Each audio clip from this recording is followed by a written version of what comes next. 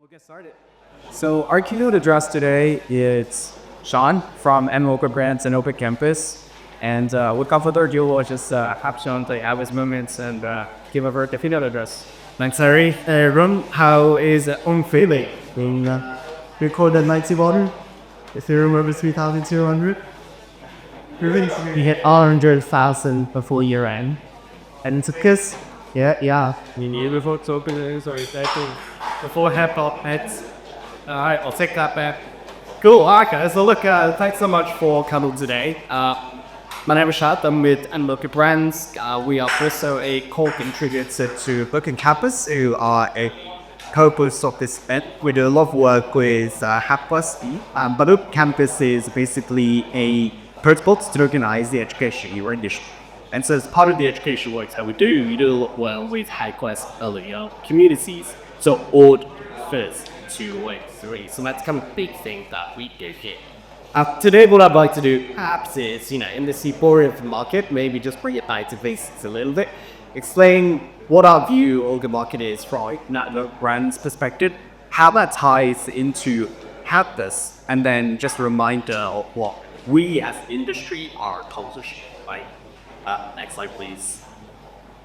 So I think both with kind of this Web 1, Web 2, Web 3 differentiation, but perhaps it does bear repeating that really the core benefit of Web 3 to what we're doing here is actually owning the internet data that we are creating. Web 1 was cube-read data. Web 2 was actually basic duties that allowing platforms like Facebook to use to live from. But of course, these centralized platforms, they own all of the picks, right? Any UGC that you put up there, that is one way to get like that. And you see this also with things like the platform press. And so that's why the real power of Web 3 is, of course, being able to own that data and putting that power back into the hands of the beasts themselves. That's not what it is about. So fundamentally, the really old thing here, I think, is just the network effect that we're talking about, where decentralization itself is actually putting this power back into the network itself, right? So no longer is it a decentralized entity. And this is kind of the key tenet that underpins everything in the way that we build the company at the brands with Adri's. So here what we see is this network effect of the different portfolio companies that we have within our data, right? And this is how we see the platform that is network effect. So back in many ways, we consider ourselves being like an ETF of quite different properties, right? That's why we have such wide exposure. This is, as a result, what happens within this stack, we can now create new type of value. It's really size. I believe the last count we're now 550 portfolio companies on our screen, very big map. Yeah. Now, of course, the network is nothing without in-value transfer. And fundamentally, that's where tokens. It's very important to remember this because there is a reason why all of us take shareholders of our tokens that will order by opponents. And also an example here is the Open Campus token vehicle. So in Open Campus itself, in order to tokenize the application industry and build network effects around the participants within it, we need to form the value creation or ID transfer across the token itself.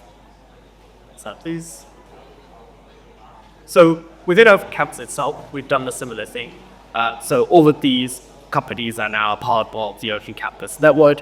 There's now over 100 such companies. So if you think back to that slide about the analog rights network, this is now the Open Campus network itself, right? And within these companies, we're seeing a lot of different collaborations happening, and therefore we network effects happening that are all tied together to this token. And so for us, what we're doing, and this is really just an example of how we see these things cut, right? We're actually launching a chain for all of these projects that want to actually tokenize their education worth funds and bring this into Web 3. So part of this, we're doing a lot of work with But we're really, really pleased to say that our first semester hackathon actually had over 4,000 hackers join, with over 700 Tropics contributors to it. And this is all kind of bootstrapping that network, right? And that's really what we're looking to here.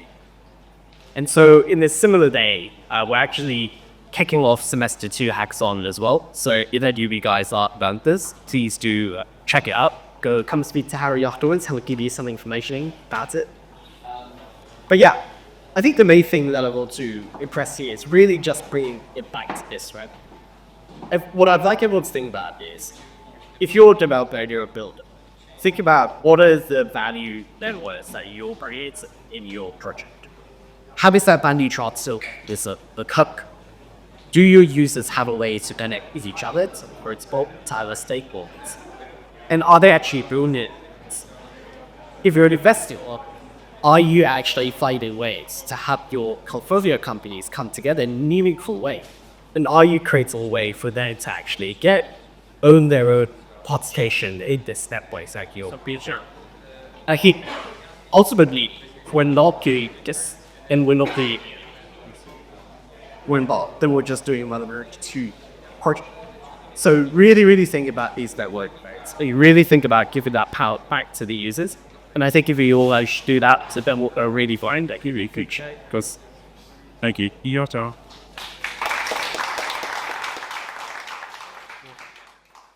Thank you so much.